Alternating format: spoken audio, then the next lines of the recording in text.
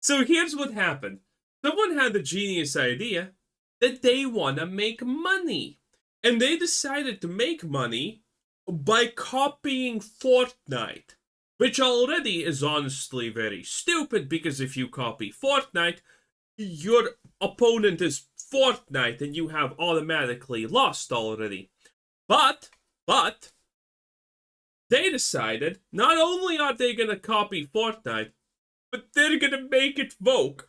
So effectively, they tried to copy Fortnite to make money, they failed, and they ended up making more Concord than Fortnite, which is honestly completely hilarious in my opinion. Hey, what's up guys, Riff here. So today's video is jam-packed with a lot of gaming related news, including some topics like EA coming out and explaining the real reason that Dragon Age the Veilguard failed so hard. Then we're going to look at the troubled release of Civ 7. Then we're going to look at Battle Pass trying to recruit non-binary gamers. And then we'll conclude this video with some more troubling information regarding the very soon to be released game Avowed. But first, we're going to I never honestly thought I'm gonna live to a day where civilization is honestly in hot water. And you know what's the best part? Civilization 6 is not struggling currently because of wokeness. Don't get me wrong, it's woke and whatnot. Civ 5 is already woke, but that did not stop people from buying it because it's a Civ game and no one cares at the end of the day. But Civ 6 is just kinda shit. Start with this company and game right here, this stain on your screen called Project Ethos. It's an in-development roguelike hero shooter. Oh, thank God. We need more of those. There's only been about 400 of these in the last couple of years, but this is the game, and you can watch the preview video playing in the background. It's basically a...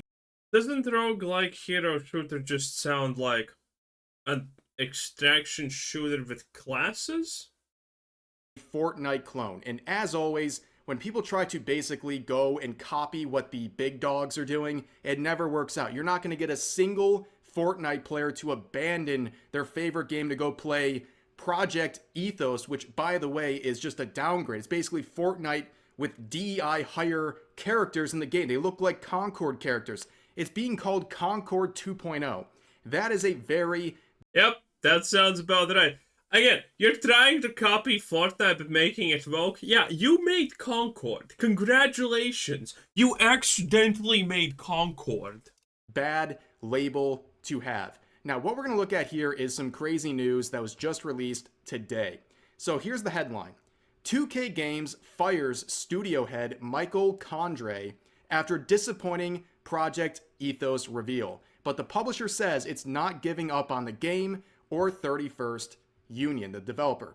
Now, this is wild. This is something you don't see very often, where the head of a game is getting fired before it even releases. That's how bad things are for this game and its development studio. And it's based on this right here. This is really the only preview we have of this game. This was released back last year by IGN. Project Ethos. 3 months ago, only 60k views. Yeah, good luck destroying Fortnite. Ethos, first hands-on impressions, and as you can see... No, seriously, how stupid do you need to be to try and copy effectively Fortnite and think you're gonna win? Fortnite already is a copy of something else, but just done really well. By copying Fortnite and doing it worse in a non-unique way, you are effectively just... You're just effectively proving that Fortnite is better. That's the thing. You can't try to make a shitty copy of Fortnite because Fortnite is a good copy of something else. See, gamers are going wild. They love this game. They're very impressed. You can see the like-dislike ratio. 500...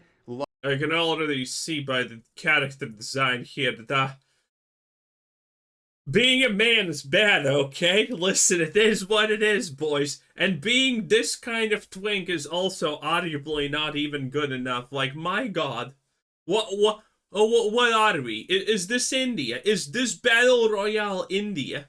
No, it can't be because I'm not seeing. Well, you know what I'm not seeing. Likes versus 6,300 dislikes. And as always, I like to point this out with examples like this. It's not just the terrible ratio in the like dislike bar here, it's also the apathy. It's the lack of interest generally. I mean, look, it only has 60,000 views in several months. That's not very good, especially knowing that probably the overwhelming majority of people who clicked on this clicked on it to make fun of it and dislike the video. So that's a really bad sign. That shows right here that there's only a very small number of people who have any general interest in this game. And the comment section on this is absolutely hilarious. Let's read some of the comments. So, how many times do we have to teach you this lesson, old man? The generic YouTube type beat trap instrumentals playing in the background is the icing on the cake. Opens the video and hits play. Free to play third person hero extraction shooter with roguelike elements. Pauses video and leaves. Concord 2. Creatively bankrupt. I've seen this games like this 400 times in the past 10 years. It's Wait, yeah, again, people are calling it Concord. Just reading the headline of the Rev's video made me think, yeah, this is probably Concord. I mean, because it is. It literally sounds like Concord. It's getting old now. How the hell are these games getting greenlit? It's literally a one-to-one Fortnite clone, aesthetically, in a genre that every other company is trying to milk. Yeah, they have absolutely no shot. Like I said, you're not going to succeed by copying what's at the top. The people who are playing the games at the top aren't going to abandon those games for your ripoff. This never works. I don't understand why they do this. But here is the caveat to this whole situation. So you can see this company coming out and saying, oh, yeah, we got rid of our head over at this game at Project Ethos. We're rebranding, right? No, that's not what they're doing. You can see here, right? So 31st Union announced that this person is no longer the head. However, he's still going to be a part of the team and help build this game. He'll be transitioning his role in the short term to focus on advising on the future of Project Ethos. And they remain very committed to the forward path for Project Ethos and the people and culture of the 31st Union Studio. Yeah, whenever you're talking about game and game developers, if I don't hear the words culture, I get angry because culture is so important to me as a lunatic. So basically, they didn't even really fire this guy, they just demoted him. And on top of that, they're saying, yes, everything's going horribly. Everyone hates our game. No one's genuinely interested in this game. But we're going to keep doing the same thing. Like, are they for real? Are they really this stupid? But you see these mentions of the culture at 31st Union Studio. And boy, is it an interesting culture. So I did some digging on 31st Union Studio and some of the partners they work with. And man, does...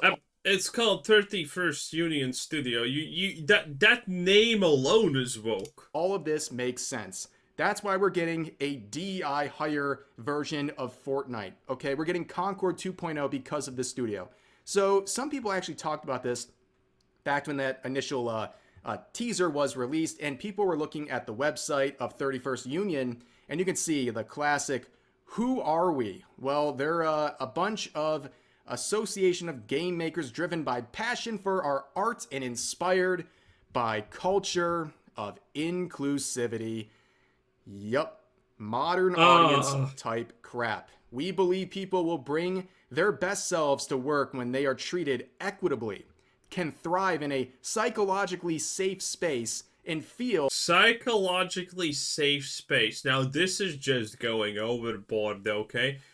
The reality is you can't make everyone happy. It's impossible. Well, communism achieved that by killing people. You remove the human, you remove the problem. Communist was right about that one. But if we exclude mass removal of existence, then there's no way to achieve this. Someone's always not gonna feel safe. Someone's always not gonna feel good. Someone's always gonna be pissed off about something. So, yeah, good luck with a goal as absolutely insane as this. that they belong. We actively seek diverse ideas, perspectives, and cultures in order to provide collective understanding. Like, who the fuck made up this idiotic notion that diverse ideas are good, that diverse perspectives are good, that diverse culturalization is good? Who the fuck made this up? Did someone from the Aztec Empire survive and now is a vengeful fucking spirit? What, why? How? Identify better solutions and promote a more inspired world. Now, I went to their website and it appears Did this company make their goddamn studio on an Indian burial site?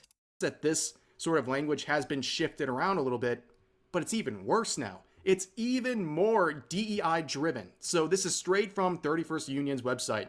Who we are, once again. This time they say we are an association of game makers driven by a passion for art and inspired by a culture of inclusivity to build games that throw people everywhere. We cherish our studio independence and autonomy and value the collaborative support of incredible perks of take. Wait, I'm not seeing a lot of black in this picture, okay? The hell? Is this diverse? No! No! 50% of these people need to be black. Interactive. Wait a second. You've probably heard that name, Take-Two Interactive, before. So here's their website. You can see they're involved with... Wait, Take-Two Interactive is literally a shithole. Jesus. 2K, as well as they're promoting the release of Civ 7, which we'll talk about. Oh god, again, Civ 7 actually flopping. Oh, I mean 6, 7. I didn't play 6, so, you know, I'm one expansion behind on the Civ stuff, you know, remembering it. Later in this video. Now, if you go to their website, you can immediately find their T2 diversity statement. Oh, I already know this is going to be great. Down here, they just list a bunch of just kind of generic nonsense, the slop you always expect when it comes to diversity rights. They want to have an inclusion. By the way, the way that you can just note that all of this equity, DEI, Vogue is pure bullshit is, look at this. There's 5 points. You can't see it here, you are. It's 5 points. If you're making a PowerPoint presentation, you know that having 4 to 5 points is what you kind of need to go for. But they can't be this long. Whoever fucking made this wrote just to write a bunch of shit. That's what they did. Okay? A presentation point should never be longer than what you see right here. The number 1 thing. And again, I'm going to close my eyes and I haven't read it. I'm assuming the number 1 thing is going to be the most reasonable and most acceptable thing in the DEI statement. Everything other than that, the longer it gets, the more bullshit and insane it's going to become. Inclusive workplace in which everyone feels respected, heard, and safe. We're going to work together on company-sponsored service projects in communities in which we operate, encouraging... Okay, see? That sounds normal. That doesn't even sound that woke. ...individual volunteerism through philanthropic and matching donation programs, providing financial and other support to organizations working to eradicate social... and See? The moment it takes God this long, instantaneously it becomes bullshit. There's no way around this. This is how PowerPoint presentations work. If you ever have a longer explanation than one... I personally write sometimes less than three words on a fucking point like this because that's all you need. Because that's not what a PowerPoint presentation should be. And the diversity statement is a PowerPoint presentation if you're gonna do points like this. So yeah, again, it's so easy to spot. You don't have to read. You just know the long texts are gonna be fully BS. And racial injustice, working with organizations to support the rights of the LGBTIQ community and increase that community's representation in our industry and blah, blah, blah. Okay, that was a little bit too long of a point, but, you know, again, it gets whack, but again, the less long the text is, the less whack it is. The longer it is, the more whack it becomes. See, again, and the last one is 4 lines of text. Kill me now. Blah, blah, blah. Okay, it's a whole lot of activism. obviously. And this is like what drives their company more than anything else. And if you want to see something that really will open your Are eyes, you not gonna read that one, Rev? You're not gonna read that one, Jesus. Endeavoring to expand the diversity of our industry's candidate pool through scholarships to minority game design students and contribution to organizations providing STEM opportunities to children in under under underserved communities and developing interview training and career counseling to young adults and those it actually has more than 4 lines. Oh no, it's actually also doesn't make sense because this is like just an expansion of what they want to do in the other points, which makes it worse. God damn it. Again, if you didn't hate woke DEI bullshit enough. as to how crazy this all gets, I found this playlist on YouTube. Take Two DEI series by gay gaming professionals. This is the most modern audience thing I have ever seen. Damn, my community would say that I'm a gay gaming LGBTQ plus representing professional In my life. Take Two, hire me. Okay, it is a literal DEI series produced by people who are associated with Take Two. It's unbelievable. Now you can see the videos It actually is literally called Gay Gaming Professionals. here, right? Absolutely phenomenal. Allyship at Take Two Interactive, world impact at Take Two Interactive, intersectionality and belonging at Take Two, and then this banger, right? Affirmations at Take Two. Let's see this video, okay? Let's just listen Affirmation sounds diverse. to a little bit of the ideologue over here at Take Two. Take Two Interactive is taking great strides in implementing their diversity, equity, and inclusion efforts, but the company knows that this is just the beginning.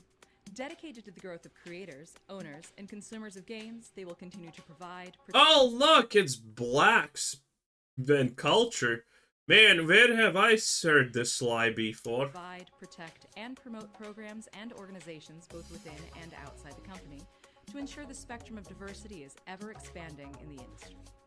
The world is waiting. Spectrum of diversity only shows black people. You know what's the most oppressed group, by the way, in America? It's not blacks. It's Indians. The native Indians of America, not the other kind. Okay?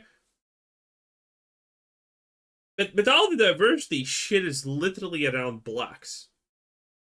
I just don't get it. They're not even the most oppressed group. They are arguably, at the moment, the 100 most, what is the counter to oppressed? Liberated? No. Get free shit group? Yeah, that sounds about right. What happened to just making games, dude? You know what I mean? What happened to just making games and not dedicating... Well, that required skill and effort and, well, shit. A lot of people don't have skill and effort. your main goal of your company to DEI and all of this stuff. Like, it's crazy. It's crazy how far things have gotten. Now, you can see this video was released a couple years ago, and now looking back at this in retrospect, it's so funny because this stuff is gone.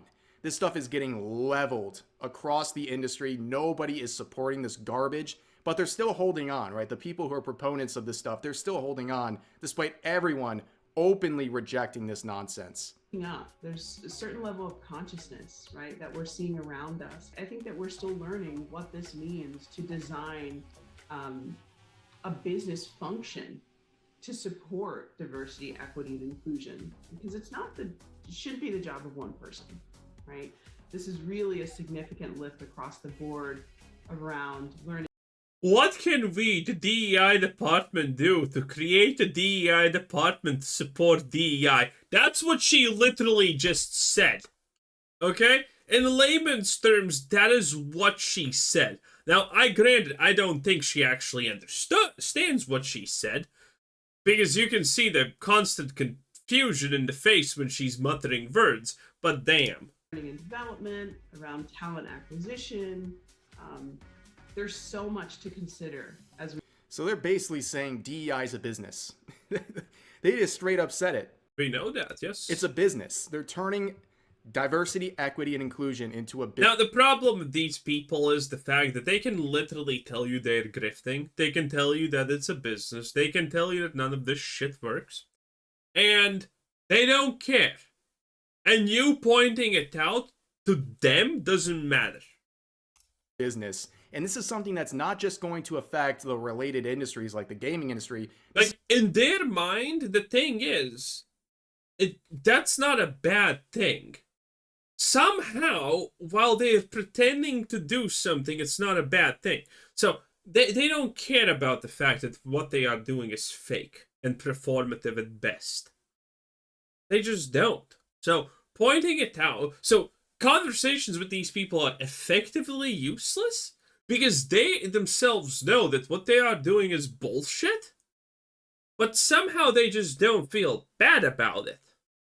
This is going to expand beyond those reaches into every walk of life. Doesn't that sound great? I am so glad we're rejecting this nonsense. And honestly, I couldn't even get through this 7-minute long video because the background music's way too loud. It's just a mess, right? It's just a mess. So that is Project Ethos, clearly influenced by a lot of woke companies out there and initiatives, and it's showing because they are literally the DEI higher version of Sad. Fortnite, which is just a brutal label. Now let's go back to Dragon Age the Veilguard. So there's been a lot of talk. Oh, yeah. Oh, is this the article? No, that's the Steam page. I have an article, but the article is... I wanted to make a video about this because I found a really good article, but it has so many ads inside of it that's insane. Maybe I'll find some other article because I want to talk about it. Maybe there's gonna be some video that someone talks about it because the short answer of this is the Dragon Age CEO who runs the whole studio, the BioWare, said no, it's the CEO of EA. Sorry, he said, yeah, Dragon Age failed not because it failed. It actually was really good. The critics loved it.